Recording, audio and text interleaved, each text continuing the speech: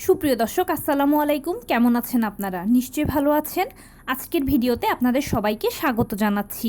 আজকে আমি আপনাদের সাথে শেয়ার করব গর্ভাবস্থায় এই জিনিসটিকে যদি অবহেলা করেন তাহলে পরবর্তীতে মারাত্মক মাসুল গুনতে হবে, অথবা অনেক সময় দেখা যায় যে ক্ষতির কোনো পূরণও হয় না। তাহলে চলুন জেনে নেওয়া যাক সেই বিষয়টা কি। বাই দ্য ওয়ে, মূল ভিডিওতে যাওয়ার আগে একটা কথা বলি, আমি আমার চ্যানেলে pregnancy related, specially normal delivery related অনেক ইম্পর্টেন্ট তথ্য ভিডিও আকারে শেয়ার করে থাকি। এই তথ্যগুলো আমার পার্সোনাল এক্সপেরিয়েন্স ও আমার ডক্টরের সাজেশন থেকে নেওয়া। তাই আমার চ্যানেলটিকে যদি একবার আপনারা ভিজিট করেন তাহলে আপনারা আপনাদের প্রশ্নাতীত মনের অনেক প্রশ্নের উত্তর পেয়ে যেতে পারেন। এবারে চলুন মূল আলোচনায় যাওয়া যাক। আমি শুরুতেই বলেছি আজকে আলোচনা করব গর্ভাবস্থায় যদি এই জিনিসটাকে অবহেলা করেন তাহলে পরবর্তীতে মারাত্মক ক্ষতি হতে পারে। অনেক সময় দেখা যায় যে ক্ষতির কোনো পূরণও হয় না। এবারে চলুন বলছি সেই জিনিসটা কি। দেখুন, গর্ভাবস্থায় অনেক গুরুত্বপূর্ণ যে বিষয়টা সেটা হচ্ছে একটা বাচ্চা প্রথমে যখন তার মায়ের গর্ভে আসে তখন তার অবস্থা থাকে একদম একটা ছোট্ট সরিষা বীজের মতো। সেই সরিষা বীজটা আস্তে আস্তে আস্তে আস্তে ক্রমান্বয়ে তার হাত, পা, চোখ, নাক, কান, মুখ তৈরি হয়। এরপর তার হাড় গঠন হয়, সেগুলো আস্তে আস্তে ডেভেলপ হয়। তার শরীরে মাংস তৈরি হয়, সেখান থেকে সে ধীরে ধীরে নাক, চোখ, চুল এগুলো তৈরি হতে থাকে। একটা পর্যায়ে গিয়ে দীর্ঘ 9 মাসে সে একটা ছোট মানব শিশুর আকৃতি ধারণ করে। তো একটা বাচ্চার জন্য এই প্রথম মাস থেকে শুরু করে দীর্ঘ 9 মাস পর্যন্ত তার গঠন এবং সেটা ধীরে ধীরে বিকাশ হওয়াটা কিন্তু বড় একটা জার্নি। আর এই জার্নিটা শুধু একটা বাচ্চার জন্য নয়, একজন মায়ের জন্য। কেননা দীর্ঘ 9 মাস ধরে তিনি একটা সন্তানকে ক্যারি করেন। এখন এই দীর্ঘ সময়টা সুন্দরভাবে ওভারকাম করার জন্য মা ও বাচ্চার প্রয়োজন যথাযথভাবে পুষ্টি, প্রোটিন, আয়রন, ভিটামিন, ক্যালসিয়ামগুলো পর্যাপ্ত পরিমাণে পেতে হবে। আবারও বলছি, পর্যাপ্ত পরিমাণে আপনার এবং আপনার বাচ্চার বডিতে iron, vitamin, calcium, mineral, potassium, প্রোটিনগুলো সমান ব্যালেন্সে যেতে হবে। এগুলোর একটা থেকে একটার গুরুত্ব কোনো অংশে কম নয়। যদি কোনোটা বিন্দুমাত্র কম হয় তাহলে আপনার থেকেও আপনার সন্তানের সবচেয়ে বড় ক্ষতি হবে। আর এই ক্ষতিটা হচ্ছে এই বাচ্চারা জন্মের সময় অনেক সময় দেখা যায় অনেক জন্মগত ত্রুটি নিয়ে জন্মায়। অনেক পরবর্তীতে এই জন্মগত ত্রুটিগুলো দূর করা গেলেও অনেক সময় দেখা যায় যে দূর করা যায় না, বাচ্চা বিকলাঙ্গ হয়ে যায়। এছাড়াও হতে পারে জন্মের পরে বাচ্চাকে এনআইসিইউতে রাখতে হতে পারে, বা বাচ্চারা প্রথম দিকে ভালো থাকলেও যত বড় হতে থাকে বিভিন্ন ধরনের রোগশোক তাদের মধ্যে বাড়তে থাকে, অথবা কিছু কিছু বাচ্চা সারা বছর কোনো না কোনো রোগে ভুগতেই থাকে। আর আপনার বাচ্চা যেই সমস্যায় পড়ুক না কেন সেটার ক্ষতিপূরণ কিন্তু আপনাকেই দিতে হবে। মানে আপনাদেরকে হসপিটাল থেকে হসপিটালে ছোটাছুটি করা, ডাক্তার থেকে ডাক্তারের কাছে ছোটাছুটি করা, এছাড়া যে যেখানে যেরকম অবস্থায় আছেন সেই অবস্থা থেকে আরও ভালো অবস্থায় যাওয়া ইত্যাদি বিভিন্ন ধরনের সমস্যা বা ঝামেলা বা কষ্ট কিন্তু মা বাবাকেই পোহাতে হয়। তাই আপনার যেন এই কষ্ট বা ঝামেলা পোহাতে না হয় সেই জন্য আপনার উচিত প্রথম থেকে, মানে গর্ভাবস্থার শুরু থেকে কেয়ারফুল হওয়া। সেই কেয়ারফুলটা কি? সেটা হচ্ছে আপনার যেন পর্যাপ্ত পরিমাণে আয়রন, ভিটামিন, ক্যালসিয়াম, মিনারেলগুলো সমান ব্যালেন্সে আপনারও আপনার বাচ্চার বডিতে যায়, সেদিকে আপনাকে খেয়াল রাখতে হবে। সেজন্য আপনাকে একটা ব্যালেন্সড ডায়েট আপনাকে প্রতিদিন মেনটেন করতে হবে। আপনার খাদ্য তালিকাকে আপনি এমনভাবে সাজাবেন যেন সেখানে প্রতিদিন protein, vitamin, mineral, calcium, potassium সব কিছু পর্যাপ্ত পরিমাণে থাকে। এটা যেন আপনার ও আপনার বাচ্চার দুজনের বডিতেই যেন সাফিসিয়েন্ট থাকে, কাউকে যেন টানাটানি করতে না হয়। আপনি যদি মাছ খান তাহলে বড় মাছ হোক, ছোট মাছ হোক, সামুদ্রিক মাছ হোক, সেটা 3 বেলা খাওয়ার চেষ্টা করবেন।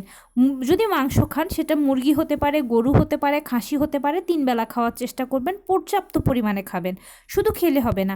ধরুন আপনি মুরগির মাংস খেলেন, সেটা 1 পিস খেলেন, কিন্তু বা খাসির মাংস খেলেন 2-3 পিস খেলেন, গরুর মাংস খেলেন 2-3 পিস খেলেন, এভাবে খেলে কিন্তু আপনাকে হবে না। একটা পর্যাপ্ত পরিমাণে খেতে হবে, যে পরিমাণটা আপনার জন্য ভালো হবে, বাচ্চার জন্য ভালো হবে, দুজনের বডিতে সমানভাবে অ্যাবজর্ব করবে। আয়রনের ভালো উৎস হচ্ছে কলিজা। চেষ্টা করবেন আপনার খাদ্য তালিকায় 2-3 দিন পর পর, অথবা না পারলে অন্তত সপ্তাহে 2 বার, না পারলেও সপ্তাহে 1 বার তবে সবথেকে ভালো হয় যদি সপ্তাহে 2বার যে কোনো পশুর কলিজা রাখতে পারেন। আপনার জন্য ভালো হবে, বাচ্চাকেও ভালো আয়রন সাপ্লাই করবে। এছাড়াও আপনি প্রতিদিন খাদ্য তালিকায় অবশ্যই ডাল রাখবেন, যে কোনো ডাল যেটা আপনি হাতের কাছে পান। মুগ হতে পারে, মসুর হতে পারে, অড়হর হতে পারে, বিউলি হতে পারে, যেটা আপনার হাতের কাছে পান যেই ডালটাই তবে খান না কেন চেষ্টা করবেন একটু ঘন ডাল খেতে। ঘন ডালটা পাতলা ডালের থেকে অনেক ভালো। এছাড়াও প্রতিদিন শাক খাওয়ার চেষ্টা করবেন। শাকে আছে পর্যাপ্ত পরিমাণে ফোলেট বা ফলিক অ্যাসিড পাবেন এখান থেকে, যেটা বাচ্চাদের প্রথম 3 মাসের সব থেকে বেশি প্রয়োজন। বাচ্চাকে বিকলাঙ্গতার হাত থেকে এটা রক্ষা করে। এছাড়া সবজি তো খাবেনই, আপনার রেগুলার খাদ্য তালিকায় সবজি রাখবেন। সবজি খেলে আপনার শরীরটা নরম থাকবে, কোষ্ঠকাঠিন্য হবে না। এছাড়া সবজি থেকে আপনি খুব ভালো আয়রন, ভিটামিন, ক্যালসিয়াম পাবেন। পাঁচমিশালি সবজি যদি খান সেটা তো অনেক অনেক অনেক বেশি ভালো হবে। ফল তো অবশ্যই খাবেন, সেটা মৌসুমি ফল তো খাবেনই, এটা রোগ প্রতিরোধ ক্ষমতা তৈরি করে। এছাড়া আপনি আপনার সুবিধা মতো যে কোনো সময় যে কোনো ফল যেটা হাতের কাছে পান সেটাই খাবেন। গর্ভাবস্থায় ডাক্তাররা বলেন যে প্রতিদিন কমপক্ষে 2টো করে ফল খেতে। সেই 2টো ফলের মধ্যে যে কোনো একটা ফল ভিটামিন সি জাতীয় রাখবেন। এটা ভিটামিন সি এর ঘাটতি পূরণ করবে। বাচ্চার জন্য তো বেশি ভালো হবে, বাচ্চার স্কিন ভালো হবে, বাচ্চার রোগ প্রতিরোধ ক্ষমতা তৈরি হবে, আপনার জন্য ভালো হবে। এছাড়া ডালিমের মতো ফলগুলো খাবেন, লাল জাতীয় ফলগুলো খাবেন, এগুলো আপনাকে ভালো আয়রন যোগাবে। কলা বেশি বেশি করে খাবেন, কলাতে রয়েছে প্রচুর পটাশিয়াম। ডাবের পানি খেতে পারেন, ডাবের পানিতেও পটাশিয়াম আছে। মিনারেল ওয়াটার খাওয়ার কথা কিন্তু ভুলে গেলে চলবে না। প্রতিদিন 12 থেকে 13 গ্লাস কিংবা 1 থেকে 1.5 লিটার মিনারেল ওয়াটারটা খাবেন। সাধারণ পানি আপনার শরীরে অ্যামনিওটিক ফ্লুইডের ব্যালেন্সকে ঠিক রাখবে। এছাড়া আপনার শরীরে খাবার হজম হতে সহায়তা করবে। এছাড়া পানি খেলে প্রস্রাব হবে, প্রস্রাবের মাধ্যমে ভেতরের রোগগুলো দ্রুত বেরিয়ে যাবে, আপনি মোটামুটি সুস্থ থাকবেন। এছাড়াও প্রতিদিন অবশ্যই চেষ্টা করবেন 250 ml দুধ খেতে বা 1 পোয়া দুধ খেতে। সেটা একটু কুসুম গরম খাবেন। 2টো করে ডিম খাওয়ার কথা ভুললে চলবে না, অবশ্যই 2টো করে ডিম খাবেন, একটা আপনার জন্য একটা বাচ্চার জন্য। ডিমে রয়েছে কোলন, যেটা বাচ্চার ব্রেন ডেভেলপমেন্টে সহায়তা করে। এছাড়াও খাবারের কিন্তু কোনো বিকল্প নেই গর্ভাবস্থায়, তাই যে কোনো খাবার যেই সময় যেটা হাতের কাছে পাবেন সেটাই খাবেন।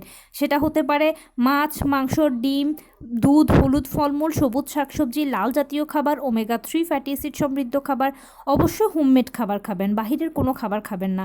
বাহিরের খাবার যদি খান সেখান থেকে আপনি পুষ্টির যতটুকু পাবেন তার থেকে ক্ষতি বেশি হবে, কেননা বাহিরের খাবারে থাকে বিভিন্ন ধরনের কেমিক্যাল। এছাড়া ওরা বিভিন্ন ধরনের মেডিসিন অ্যাড করে, যেটা বাচ্চার জন্য, মায়ের জন্য ক্ষতিকর। তাই যে কোনো ধরনের খাবার খান না কেন সেটা হোমমেড খাবার খাবেন, হোমমেড খাবারের উপর নির্ভর করবেন। এখানে আরেকটা কথা বলি, গর্ভাবস্থার প্রথম 3 মাসে মায়েরা খাবারের নিয়ে বেশি সমস্যায় পড়েন, যেমন বমি বমি ভাব লাগা, খাবারে অরুচি, খাবারে গন্ধ লাগা, খেতে না পারা। কিন্তু প্রথম 3 মাসটা হচ্ছে সবথেকে আদর্শ সময় একটা বাচ্চার ডেভেলপমেন্টের জন্য, এবং প্রথম 3 মাসে একটা বাচ্চা ডেভেলপ হয়ে যায়। আর ওই সময় কিন্তু তাকে পুষ্টি দিতেই হবে, কিন্তু যেহেতু মা পারেন না খেতে, তবুও চেষ্টা করবেন যতটুকু আপনি খেতে পারেন। যেমন আপনি যদি সরাসরি খাবার গ্রহণ করতে না পারেন, প্রসেস করে খাবেন। ধরুন আপনি হয়তো দুধ ডিম সরাসরি খেতে পারছেন না, পুডিং করে খান। মাছ মাংস সরাসরি খেতে পাচ্ছেন না, কাবাব করে খান। এভাবে প্রসেস করে খান। খাওয়ার চেষ্টা করতে হবে, খেতে হবে বাচ্চার ভালোর জন্য, বাচ্চার ভালো ডেভেলপমেন্টের জন্য, পরবর্তীতে জন্মের পরে বাচ্চার সুস্থতার জন্য, আপনার সুস্থতার জন্য আপনাকে খাবার খেতেই হবে। প্রথম 3 মাসে আপনি যা খেয়েছেন না খেয়েছেন, পরবর্তী মাসগুলোতে মানে চতুর্থ, পঞ্চম, ষষ্ঠ, সপ্তম, অষ্টম, নবম, সেকেন্ড ট্রাইমেস্টার, থার্ড ট্রাইমেস্টারে পর্যাপ্ত পরিমাণ খাবার খাবেন। প্রথম 3 মাসের ক্ষতিটা এই 2 মাসে পূরণ করতে হবে, বেশি বেশি করে খাবার গ্রহণ করতে হবে। খাবারের কিন্তু কোনো বিকল্প নেই। অনেকে করে কি যে এটাকে ঝামেলা, জটিলতা বা একটা আলাদা কষ্ট মনে করে, কিন্তু খাবারের সত্যিকার অর্থে প্রেগন্যান্সিতে কোনো বিকল্প নেই। কারণ খাবার ভালোভাবে আপনি যদি খান, পরিপুষ্ট খাবার যদি আপনি খান, আপনি তাহলে সুস্থ থাকবেন, আপনার বাচ্চা সুস্থ থাকবে। আর আপনারা মা বাচ্চা যদি সুস্থ থাকেন তাহলে আপনাদের ডেলিভারি কাজটা নর্মালেই হবে। কেননা কখন সিজার হয়, যখন মা ও বাচ্চার মধ্যে কোনো জটিলতা থাকে। কিন্তু আপনারা যখন পর্যাপ্ত পরিমাণে খাবার খান, আপনাদের খাবারের মধ্যে যদি iron, vitamin, calcium, protein, mineral, পটাশিয়ামের যদি একটা সঠিক ব্যালেন্স থাকে, আপনাদের যদি সব কিছু ওকে থাকে, তাহলে কেন নর্মাল ডেলিভারি হবে না বলুন? অবশ্যই নর্মাল ডেলিভারি হবে।